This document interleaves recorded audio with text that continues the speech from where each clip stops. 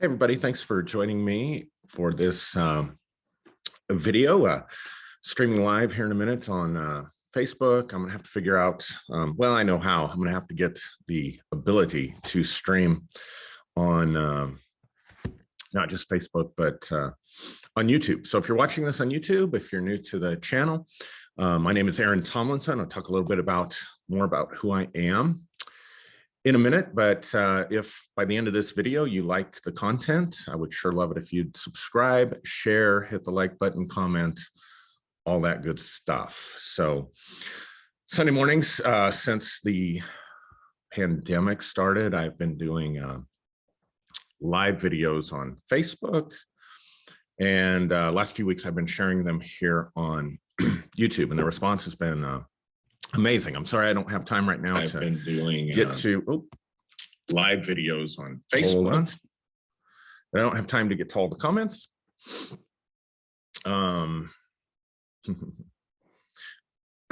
But alas, I do work a full-time job, and I have a family and all kinds of responsibilities. I actually work a couple of jobs.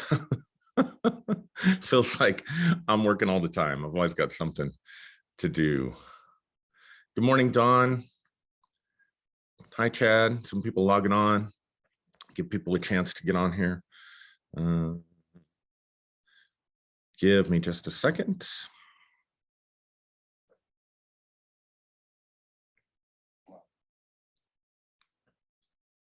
I want to just check on a few things here. Okay, cool. All right. So I hope everybody's doing well out there. Spring is upon us, I guess. It's been windy here, a little bit warmer temperatures.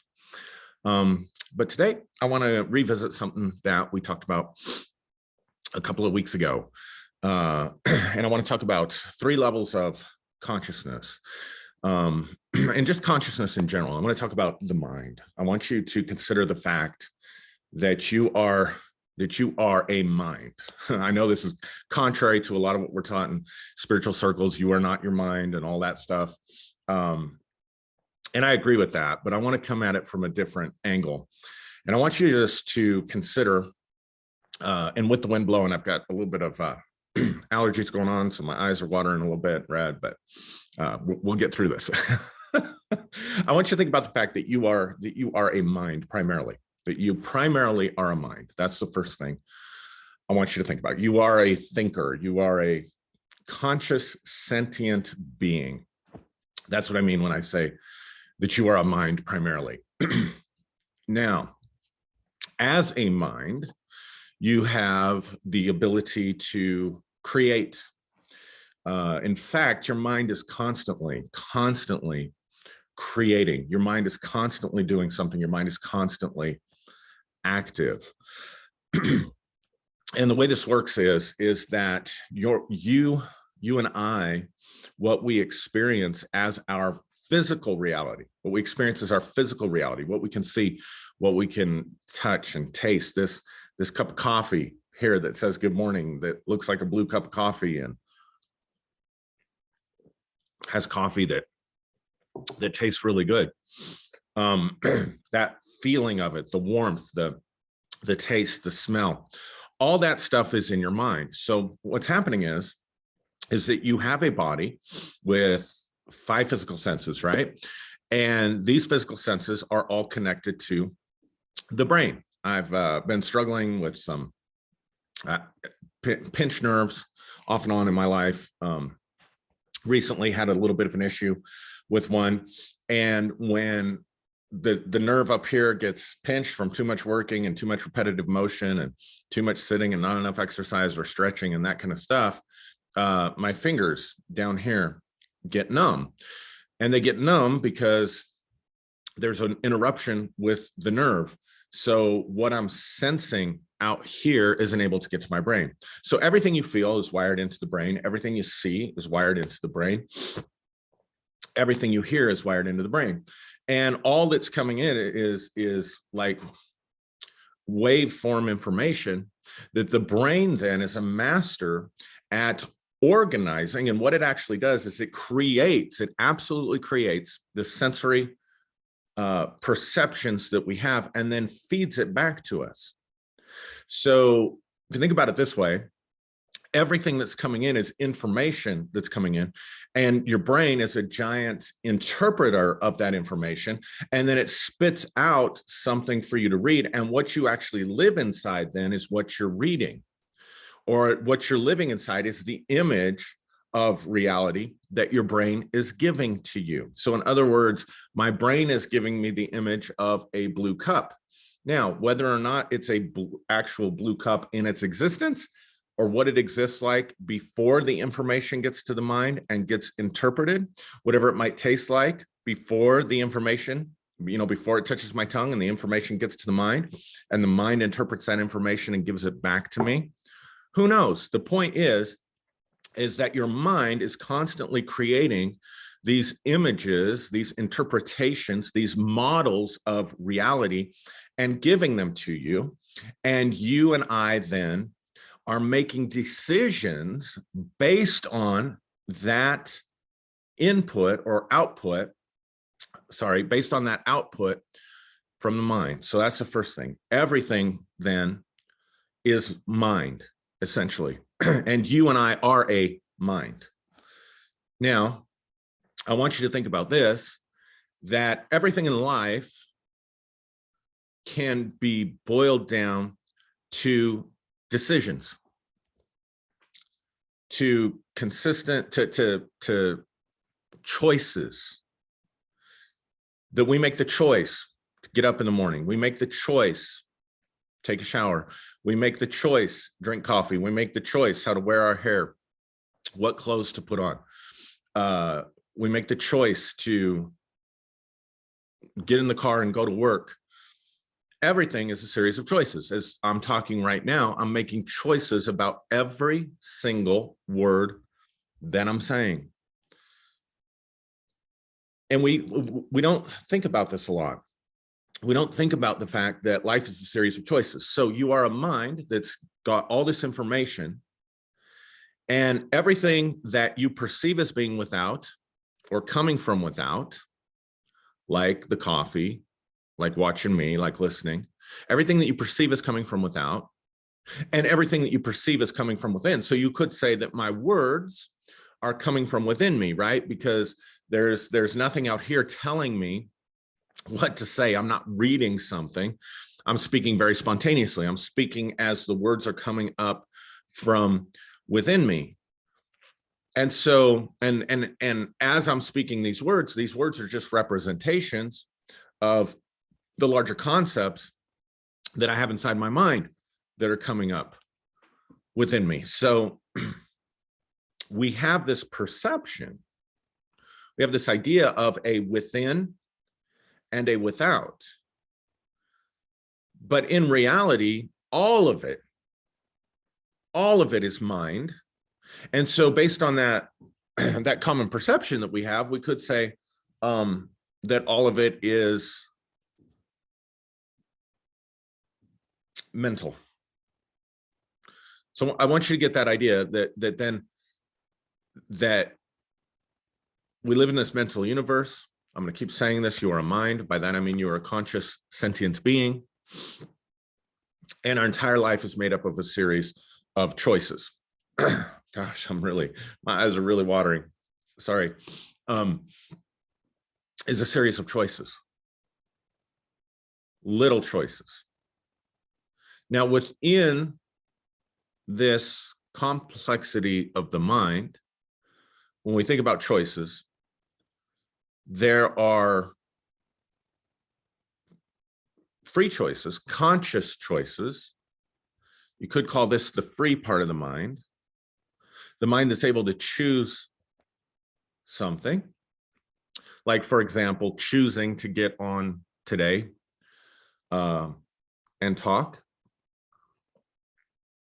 versus many Sundays in the fall when I chose not to. Made a conscious choice. If you're watching this, you're making a conscious choice to watch this. But then we're guided by a lot of other programmed choices.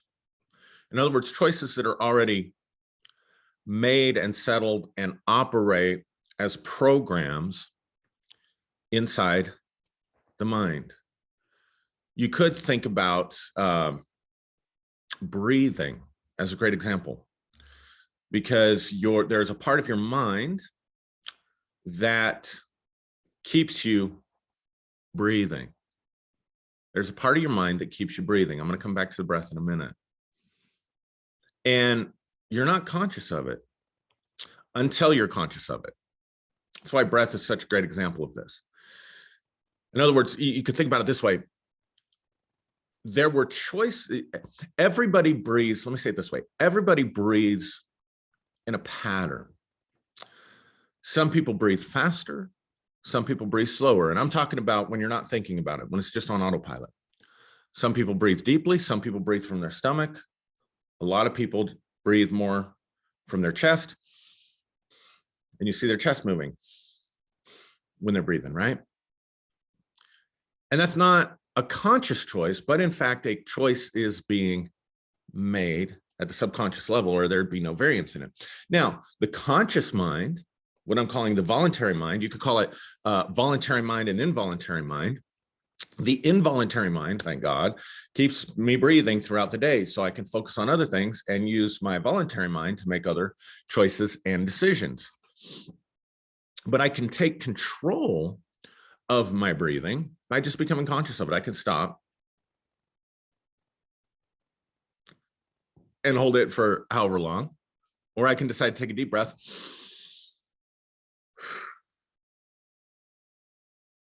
Right?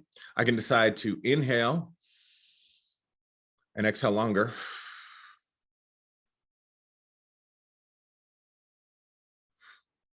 That's all coming from the conscious mind, the voluntary mind. But for the most part, this involuntary mind is making these decisions for me. Now, there's all kinds of stuff that's programmed into this involuntary mind or into this subconscious mind. We can look at a lot of the physical stuff that we do, the ability to talk. I don't have to consciously think about what words I'm going to say or how to sound them out. Like a child who's learning to speak, or a child who's learning to read, I can go and I can read the comments. I don't have to sound them out. I don't have to look at some of you and say, morning. I could just see it and I just know instantly, good morning. Didn't used to know that. I was programming my brain to make a decision, to make a predetermined decision, so that whenever I saw the letters G-O-O-D, my mind would decide that that meant good. Whenever I see the letters M-O-R-N-I-N-G, my mind would decide that is morning. When I would see them together, I would know that's good morning. And I would know that what that represented. See, it was a series of choices. Before I learned to read good morning, I needed to know what good morning represented, what good morning meant. That's learning to speak. Now, if this was in Russian or Chinese, I would have no idea, absolutely no idea. My mind, my brain would look at those characters in Chinese or in Russian or whatever, and have no frame of reference for it, have no previous decision that had been made for me about what those symbols represented. So all those previous decisions about learning the alphabet, about learning the English language, about learning to read, all that stuff is programmed as pre-recorded decisions in the subconscious mind. So I don't have to think about it and I can communicate. It basically comes from within. When I look at it, I know what it is. I just know it comes from within. Like I don't have to have anybody tell me. I know what it means. I'm giving really simple examples because this is how intuition works. This is how that inward knowing. If you think about it, when you read a word or you hear something, you hear someone talking in a language that you understand and that you're fluent in, you don't have to do the interpretation in your mind. You just know. But there was a time that you didn't just know. And that knowledge came to you through a series of choices, through a series of programs. I was programmed. Now, see, here's the thing. I was programmed to speak English. I was taught to speak English. I was taught to make those decisions. In that sense, I had no conscious choice. I had no conscious choice whatsoever, because I can't even remember a day that I didn't think with words, that I didn't know how to express or communicate myself with words. But there were at least a couple of years, I would guess, that was a reality, right? It was pre-verbal. All that stuff's coming from within. All that stuff is the result of decisions that were made.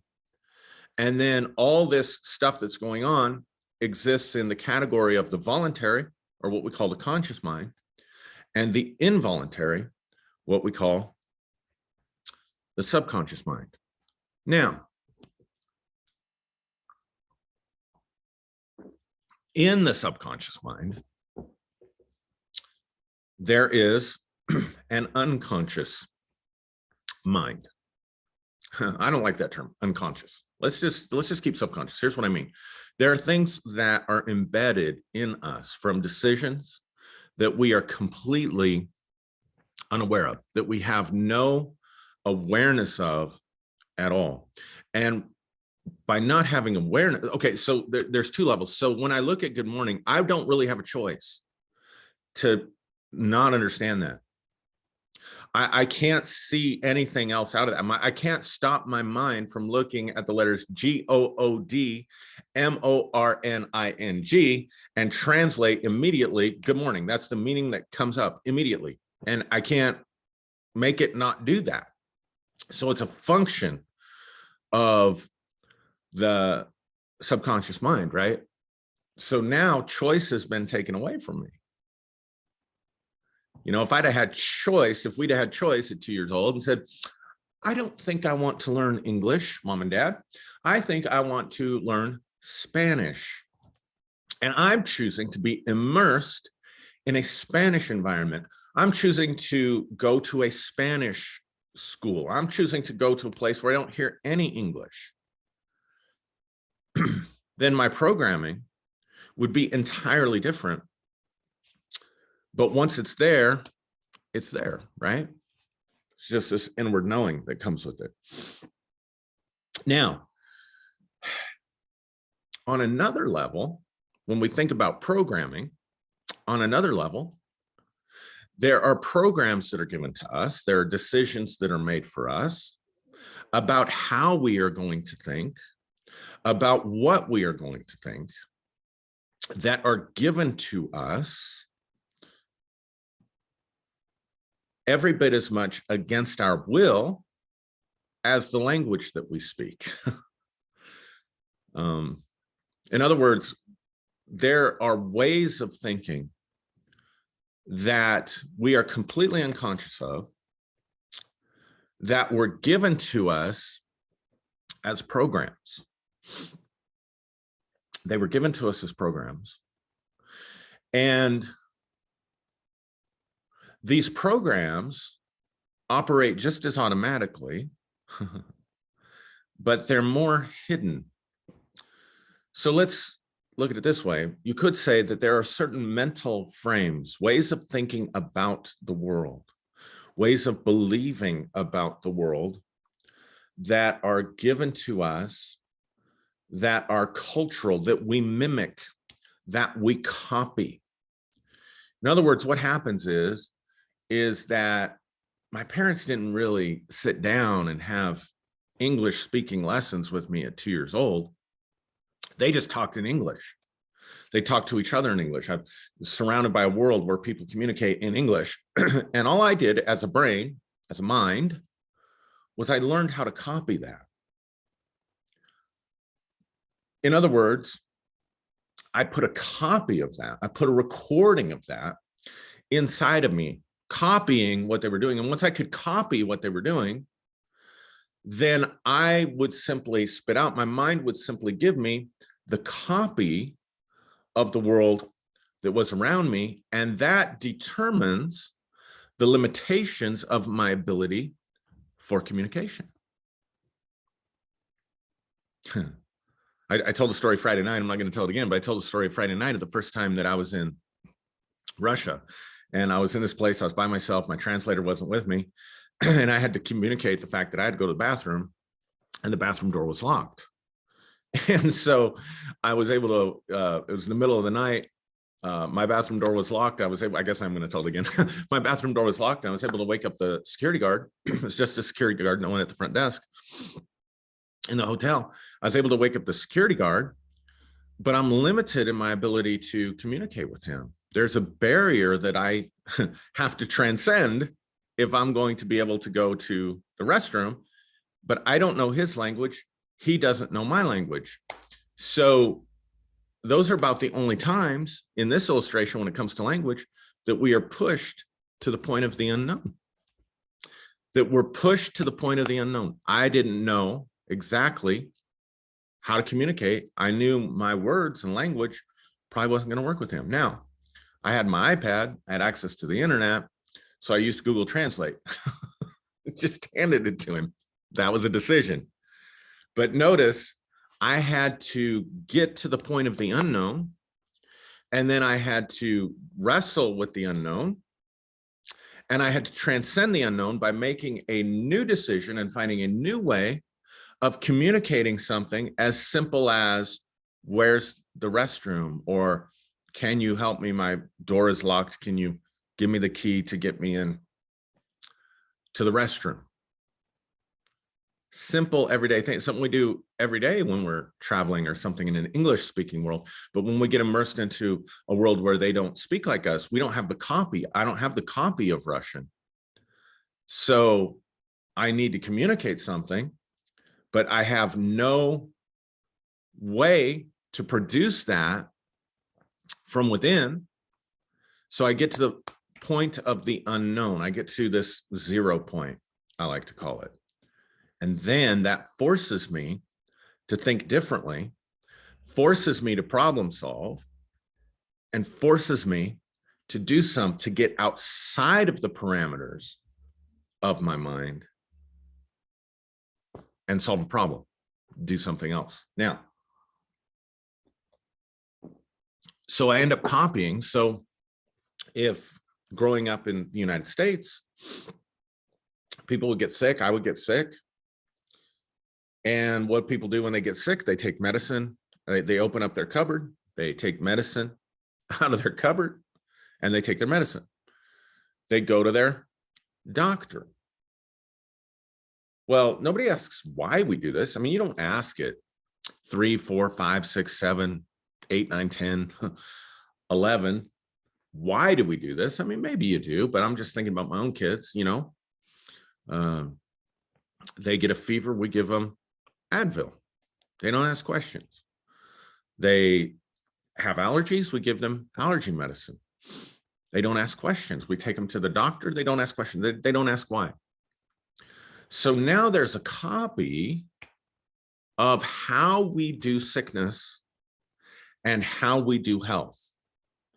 How we do sickness and how we do health, that's part of decisions that I will make in the future. So if I'm not feeling good in the future, what do? I get up, decision.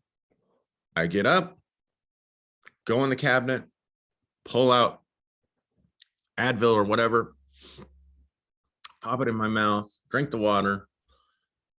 If I don't get better, or if I'm really sick, I go to the doctor. Those are decisions, but are they decisions? Or are they part of a worldview about the body, about health, about healing, about medicine that was given to me that I don't even ask why? And that entire world has its own copy. And by that, I mean the medical world, medicine has its own copy of principles, things that work, things that don't work, decisions that have already been made. So in other words, when you're sitting there with a doctor and you describe your symptoms and the doctor diagnoses you with something or runs a swab up your nose and tests you and you test positive for something, all of that is pre-recorded. All of that is based on tests and studies and science and whatever. And then the doctor will give you advice. The doctor will write you a prescription. But if a doctor just goes rogue, if a doctor just goes off the rails and makes up shit and gives you his own thing, his own remedy,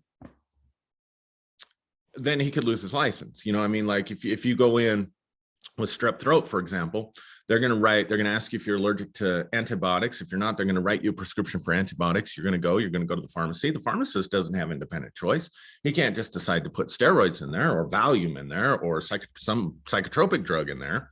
He's got to put what's on the prescription. See, this is all being governed by beliefs and presuppositions and decisions that's already been made, copies. It's being governed by copies. So, if the doctor said, well, Aaron, I think you have strep throat, and I'll tell you what, I would suggest that you go home and you say 5 Hail Marys and 6 Our Fathers, and you donate a little bit to the poor, and you'll be just fine. But see, that's stuff that we're all just programmed, that's programmed into us, that we make those decisions. We act because that's the way we were taught to act. Those are the copies that are given. We get sick, we do it this way. But now if you grow up in an indigenous culture, if you grow up in a Native American culture, even today, or an indigenous culture in Africa or any place in the world, or at a different time period before there was doctors, you went to the medicine man or the medicine woman. You went to the shaman. And the shaman is going to have a completely different way of treating your illness, a completely different way of treating your disease. See, for you growing up in that culture, back in the day or whatever, that was your choice. That was your option. You didn't have the option to go to a hospital. You didn't have the option to go get a COVID test, or as my buddy Derek Day said, take ivermectin or whatever the case may be. Like, those weren't even options for you. You went to the shaman, and the shaman would burn sage maybe and shake a rattle over you and go on a spirit journey and find the root cause of your sickness and give you some herbs and some treatments, but really treating the body, treating sickness and disease more at the level of consciousness and less at the level of matter to matter. I've got this material problem in my body. I've got strep throat germs in my body. I'm going to take antibiotics that are going to kill that off, and I'm treating it sort of matter to matter.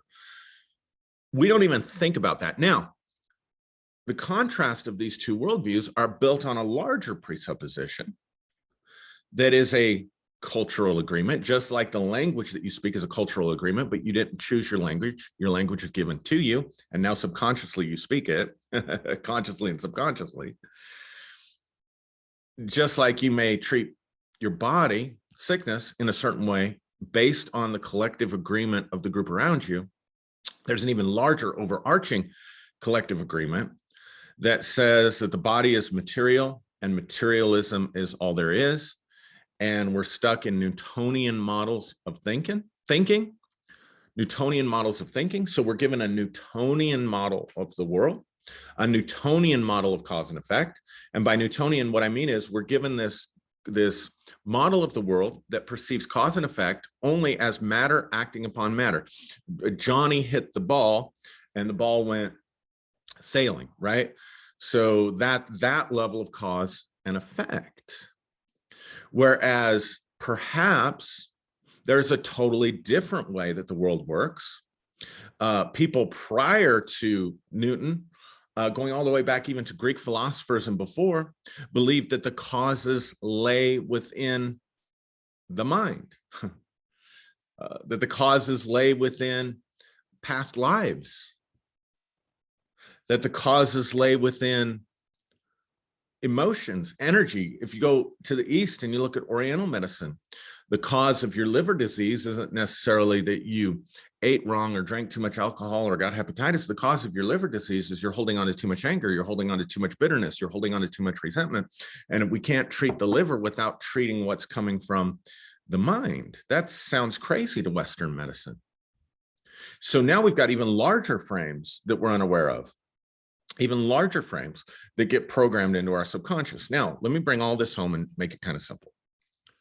So I want you to realize that your entire life, my entire life, is made up of a series of decisions. And we live those same decisions, for the most part, every single day. We don't even question them. We don't even think about them. We get up in the morning, we have a style that we like, so we put on the clothes. We have a ritual, hopefully, a grooming routine that we go through, and everybody's different. Maybe you shave in the morning, you shave your face in the morning if you're a man. On days that you're going to work, your alarm goes off at a certain time. When your alarm goes off, you decide to get up. You go through your daily cleansing ritual. You pick out the clothes from the same set of clothes that you had yesterday, and you get in the same car at about the same time. You drive the same route to work, right? You go to the same job, you see the same people, you say the same things. Good morning, how are you? How was your night? How was your weekend? What'd you do? How are the kids? What's on my schedule today? And then you go about, we call it a daily routine, but this daily routine is a series of decisions nonetheless. Even though it's a routine, it's a series of decisions nonetheless. And we get stuck in these routine patterns, and we're doing these things oftentimes based on models and maps of the world that were given to us, that we copied in this mind that we are, and then our mind just keeps reproducing and keeps spitting those things out over and over and over and over again, so that every day is the same, so that we all become like Bill Murray in that great old movie, Groundhog Day, where we're just getting up. I mean, you want to watch something that's profound and powerful and will change your life. If you haven't ever seen it, watch the movie Groundhog Day with Bill Murray and Andy McDowell. And those of you that haven't seen it, I won't do any spoilers, but he gets stuck somehow in this time loop where Groundhog Day is just, he keeps reliving Groundhog Day. He's a weatherman. He's there to see if the groundhog, sees its shadow or whatever, and he just ends up reliving that over and over. But it's an interesting concept, and it's an interesting metaphor when you think about groundhogs and shadows and winters and light. There's just so much there. It's just powerful. It's a powerful movie. Change your life. It's prophetic, absolutely prophetic. But see, that's what a lot of us end up doing. A lot of us just end up living Groundhog Day. And if you think about it, now those are outward decisions, but also for the most part, we have repetitive thoughts. We have repetitive thoughts about ourselves. We have repetitive thoughts about the world. And all of this is part of a programming that's given to us.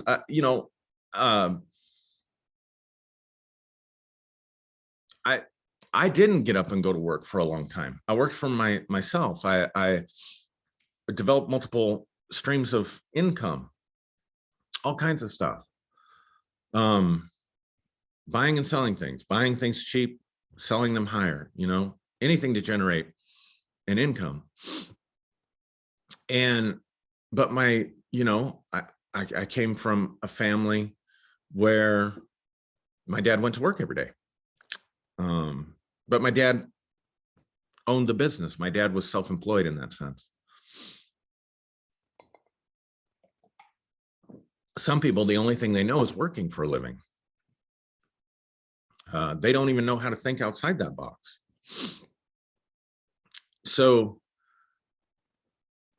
what happens then is that our brain is feeding us all this stuff, but it's feeding us at a level of unconsciousness. We're not conscious of the fact. I'm not conscious of the fact that I get up and go to work every morning because I have to pay the bills and I have to get the paycheck in the account. I'm not thinking about that. I'm just getting up, I'm going to work. Not thinking about there's other ways to do this. You see what I'm saying? For most people, that's how it works. And they don't even realize, they take a pill, and they don't even consider the fact that maybe there's something in consciousness that I can do to change this course of this dis-ease that's going on inside of me, inside of my body. Don't even consider it. Don't even consider that you could do something completely different today. And so that's how the subconscious mind works. That's why the subconscious mind is the involuntary mind. The subconscious mind is the mind that makes decisions for us without any kind of conscious input. And this is what makes change so difficult. And then internally, we're having repetitive thoughts, the same thoughts over and over again. We're having the same feelings over and over again. We're considering the same possibilities within the same box of limitation over and over again, right? So I said I would come back to the breathing, but I'm going to do that another time. But I will say this about the breath. Change, real powerful change, starts with breath. And I know that probably sounds shocking to people, but breathing is the closest bridge you have between the voluntary and the involuntary mind. Think about it. I can't take control over my digestion in a moment's notice and make it stop. I can't make my heart quit in a moment's notice. Any of these other autonomic features that keep me alive, I can't make my immune system stop working by an act of my will or make it start working. I can't make a hyperactive immune system if there's an autoimmune disease where it's attacking the body. I can't just make it stop. But my breath, my breathing, I can make it stop. I can change the rhythm of it. I can change the pattern of it. And see, all that is present. So when you're focused on the breath is the bridge between the conscious and the subconscious. I'll do a whole video on that. I don't want to get onto that today. I want to talk about what is awakening. Awakening, real true awakening, real true consciousness, real true awareness and presence is when you become conscious of these limited frames, these limited copies that you keep reproducing through decisions day after day. And then you become aware of the thoughts inside the thoughts. You become aware of the thought that holds the thought in place. In other words, to go back to the illustration of medicine, if I go and have strep throat, they take a throat culture, they identify it. There are other thoughts inside of that. There have been experiments that identify a strep germ. There's a way that test is run. That test is based on other thoughts that support that. They give me a prescription for amoxicillin, which is an antibiotic that treats my strep throat. I take it, I get better. Those are all decisions, but there are thoughts that support that I'm not even aware of. Unless I Google it or ask the doctor something like, why do you give me amoxicillin? Well, because it's an antibiotic, but how do you know it's going to treat my strep throat? See, tracking down those other supporting thoughts and beliefs. And so real awakening oftentimes is when we begin to realize that I'm living a programmed life. I'm a copy. I'm not authentic. I'm a copy. I mean, I joke that, I live in a suburb, sort of a rural suburb on the outskirts of it in a red district. And I crack up because every time I go to a restaurant, and I don't mean this as offensive to anyone, it's just best illustration I can come up with. Every time I go to a restaurant, every time I go to the store and I look around, I will find men my age, almost all of them with carrying extra weight, like I'm carrying extra weight right now, swelled up a little bit around the middle, either wearing a t-shirt or a sweatshirt, depending on the time of year, a pair of jeans, usually a pair of sort of faded jeans or something, usually some kind of work boots or cowboy boots, oftentimes a goatee, oftentimes hat on their head, some kind of cap on their head, usually not a softball cap, but not a farmer's cap also, but somewhere in that range.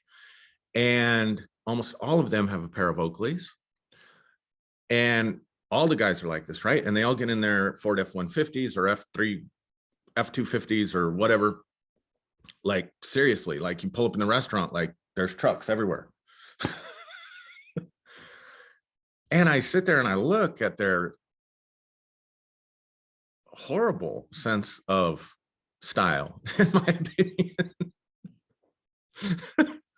Because anybody that knew me, like back when I was pastoring and stuff, I like to dress up, man. I like flair. I like to stand out and look good, right? And I just look at this and I think, y'all know that you're copies of each other. Like, what made you make the decision to buy a pair of Oakleys? Or have a goatee and a haircut like everybody else in the county? You see what I'm saying? So you think about peer pressure, you think about social interactions, you think about relationships, you think about income potential, you think about your human potential in general. What do you actually have the power to do? Do you have the power to read minds? Do you have the power to intuit the future psychically? Do you have the ability to connect with other realms and ways of being that maybe completely transcend anything that you think is possible? Do you have the ability, do we have the ability by simply mental thought, mentation, to relocate, to do what they do on Star Trek, where you just disappear in one place and reappear in another? I know people who could have claimed to have seen that phenomenon. I mean, actually, know of them at least. Not because I read about it, but I know people. Maybe those things are possible. Who knows, right? But before we think about, I want to be in Hawaii on the beach right now. Before we think about that, let's just change some basic things about our lives. Let's change some bad habits. Let's change some bad habits of thinking. Let's feel better on the inside, right? But that's going to require that you break out and change the patterns. Now, I want you to consider this, and this is where I'm going to close. I want you to consider this. This is the thought I want to leave you with. All things at any given moment in time, you can interrupt the pattern of decisions, because at any given moment, at this moment right now, there are trillions of potential futures out there. I can literally, in my mind's eye, if I want to imagine it, I can sit here and I can look out and I can see dozens of versions of Aaron Tomlinson, like Mr. Smith in, was it the second or the third Matrix movie? I can see dozens of versions of Aaron Tomlinson going about the day, each one a decision, each one a timeline, each one a separate timeline, each one leading to a separate reality, so that all things, in a sense, are possible for me in this very moment. And if I'm aware of it in the next moment, and I realize my future is the byproduct of all the little decisions that I make, and at this moment in time, I can make one decision that can alter which reality I experience. And then the next moment, there's tons of versions of Aaron doing various different things, and each one its own timeline, and each one leading to its own outcome. And the next moment, that if I just want you to grasp the understanding that that's how creatively powerful every moment of your life is. That every moment, if you choose to be awake to it, if you choose to be aware of it, that in every moment you can make decisions that alter the course of your life. Every moment we do it anyway. But you say, well, my life doesn't change, my life doesn't alter. That's actually a course. The course to stay in the same pattern is actually a course. Every moment has creative possibility. At every single moment, trillions of possibilities and potential realities and potential futures are yours in the gift, in the gift of the present moment. All it takes is that decision. All it takes is doing something. So if you're living Groundhog Day, so in the movie, I don't want to give spoilers. Go out and watch it. You'll see what I'm talking about. But we have to. But see, here's where we have to get to. We have to get to the point of the unknown. We have to get to the point of the uncomfortable. We have to get to the point. So I told the story Friday on Phreology with Derek, and I told a little bit. I had to go to the bathroom in the middle of the night in Russia. And my toilet kept running. So before I had to go to the bathroom, I was trying to sleep. I had jet lag. I'd just gotten there. My toilet kept running. So I get up in my hotel room. I close the door so that I don't have to hear the toilet, or it's a little bit quieter. I go to sleep. I wake up a little bit later and I have to go to the bathroom. And so I just get up like I'm going to go to the bathroom and the door's locked. Now watch the pattern interruptions. Watch the pattern interruptions. It was inconceivable to me that a bathroom door in a hotel would automatically lock when you close it, which this one did. Inconceivable to me because I'd never had that experience before. In fact, all my other past experiences in hotels and in other parts of the world, but especially in the US, that never happened. So in all my previous experience, when I would get up to go to the bathroom in the middle of the night, I wouldn't even necessarily remember the next morning. I just get up, I got to go to the bathroom. Here's the bathroom, click, click, click. See, I would have never, pattern interrupt right there, interrupted my expectations. Now I've got a problem. I got a problem because I really got to go and I can't get in. So now I have to think outside the box. I don't have the key. My room key doesn't fit in it. There's a little bit of a gap in there. So I know I thought, well, I'm going to try and see if I can't slip one of my credit cards. I tried my driver's license. I ruined a credit card. I jiggered it up so bad trying to get it. And finally, I'm like, I've got to go tell somebody. But again, I'm in a world where they don't have the same copy I have in terms of language. They don't understand my language. I don't understand theirs. So something as simple as asking where the bathroom is becomes uncomfortable. I can't do it the same way. I can't just walk down and say, hey, my bathroom door's locked. Do you have a bathroom down here that I can use? Like, I can't explain all of that. I can make motions. You know, I could grab my groin, but if you walk up to somebody in Russia and grab your groin, it's like giving them the bird.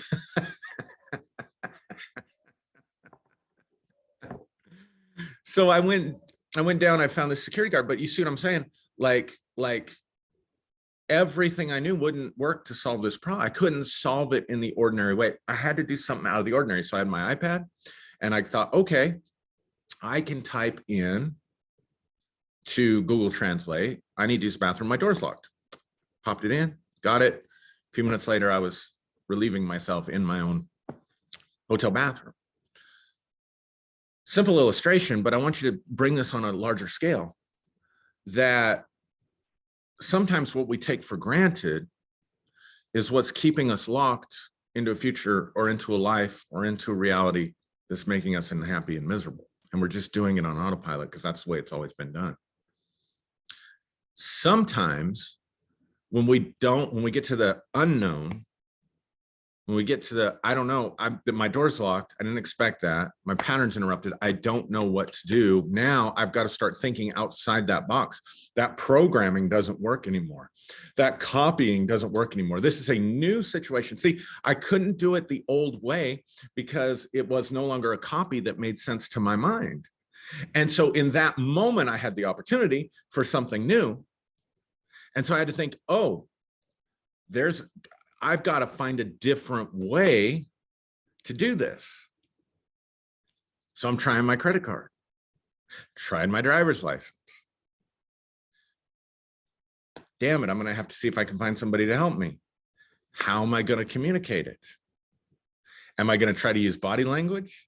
Am I just going to ask him to follow me and show him? I know I've got my iPad. I can use Google Translate. Maybe that'll work. See, all that was new thoughts. All that was outside the programming. So two things, I guess, that I want to realize how much of your life is a copy and a program that's operating subconsciously. Realize that you are a mind. Realize that life is a series of decisions that are coming out from that mind. Realize that that mind, because it's a copy, goes through life the same way, making the same decisions moment by moment. Realize when you come up against a problem, you come up against something you don't know how to solve. When life gets frustrating, when life gets difficult, life gets frustrating and difficult because you can't follow the copy anymore. You don't have the answers anymore. That's the point you want to be at. You want to push yourself to the point that you don't know what to do. And when you don't know what to do, that's when you have the opportunity to create something new. Realize that you don't have to wait till you get to that point, that every moment is a creative moment. Every moment, there are millions of possibilities. Every moment you can make a decision that will change your life. Every moment you can have a thought or a feeling that can set you on a course for an outcome in a future that you want.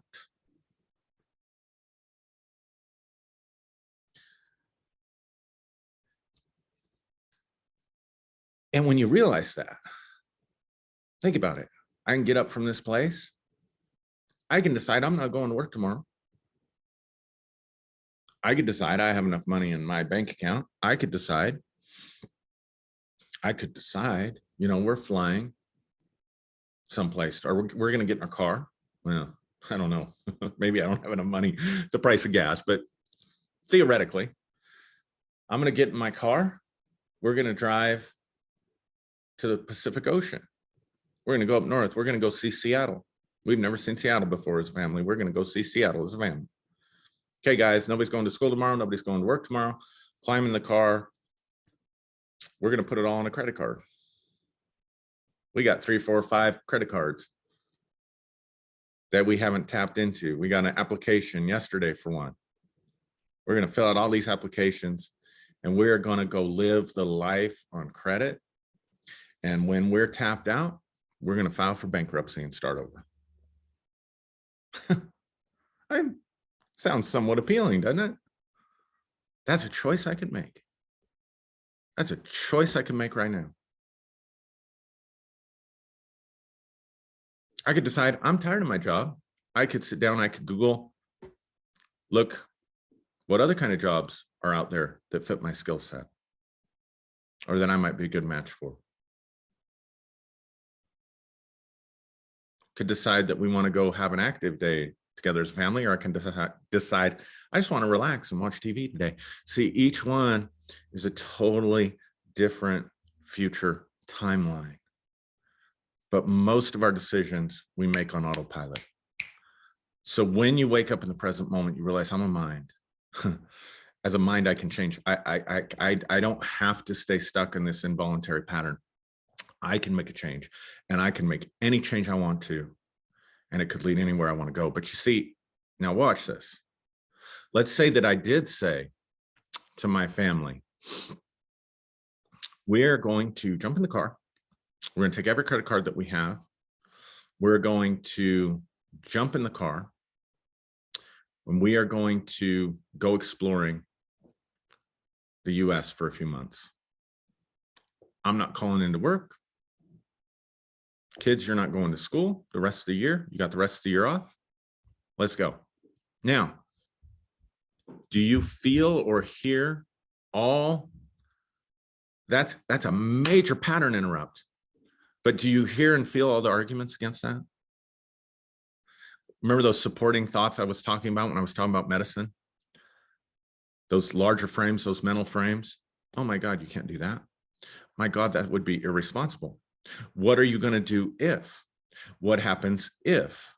What happens if people report us missing, and the next thing you know, the police are looking for us, and they're wondering why our kids aren't in school, because you know it's against the law not to send your kids to school, and the truancy, and people are going to be calling, and people are going to be worried, and people are going to report you missing, and they're going to be looking for you. And because you're a white suburban family, there's going to be a national manhunt. What are you going to do when the money runs out? What are you going to do at the end when, you know, when in reality, I just let people know, hey, I could tell them anything. I don't have to tell them the truth. I could say, hey, I have a job opportunity. We're moving. Got to do it now. Got to get the boys ready. We're going to put them in a different school, contact the school, contact people and let them know, contact my job and say I quit.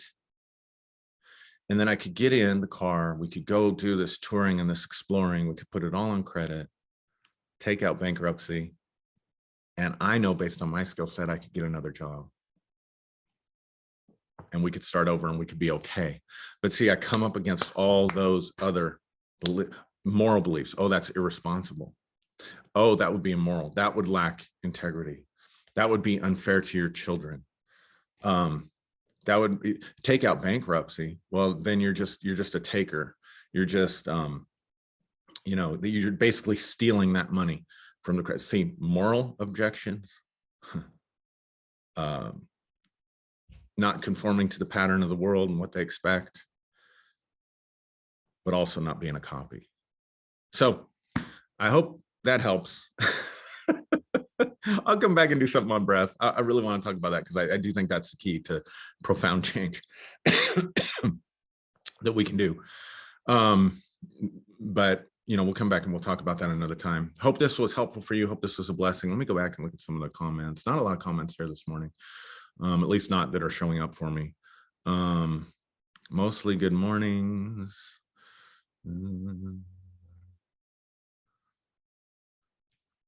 Chad says, I'd really be interested in ways you have used to change subconscious patterns. Yeah, I'm going to get into that.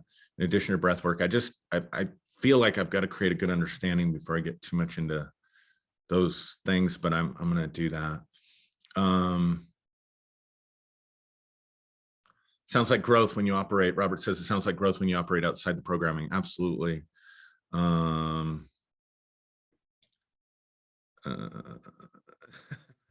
Sandra says, you make this sound appealing. Who wouldn't want to just, you know, I don't know which part you're talking about there, Sandra, but who wouldn't want to just go, you know, tour the country on someone else's money, borrowing it and whatever. So, but yeah, think about it though. Think about the power of that thought. Every moment's an opportunity for something new. All right, love you guys. Thank you for joining. Blessings to you, and we will see you next week.